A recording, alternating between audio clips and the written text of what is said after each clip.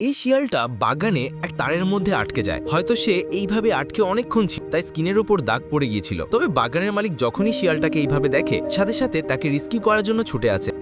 প্রথমে সে একটা ফাঁদ নিয়ে শিয়ালটি গলায় পরিয়ে দেয়, তবে এতে শিয়ালটা আরো বেশি ভয় পেয়ে যায়। সেই জন্য তার একটা টাওয়েল নিয়ে মুখের উপর রেখে দেয়, যাতে কি হচ্ছে সে সেটা যেন দেখতে না পায়। তারপর ধীরে ধীরে তারা একটার পর একটা তার কাটতে শুরু করে। তারগুলো খুব শক্ত ছিল, তাই তাদের বড় কাটার আনতে হয়। তারা শিয়ালটির মুখটা চেপে ধরে ধীরে ধীরে তারগুলো কাটছিল, কারণ তারা জানতো শিয়ালটি যদি ভয় পেয়ে ছটফট করে তাদের কাজ আরো ডিফিকাল্ট হয়ে যাবে। তারগুলো কেটে দেওয়ার পর তারা শিয়ালটির মুখের উপর থেকে টাওয়ালটা সরিয়ে নেয়, কিন্তু শিয়ালটি তবু আতঙ্কে ছিল, অনেক ভয় পেয়েছিল। শিয়ালটা অনেক ছটফট করছিল। কিছুক্ষণ পর যখন ধীরে ধীরে লোকটা গলার ফাঁসটা খুলে দেয়,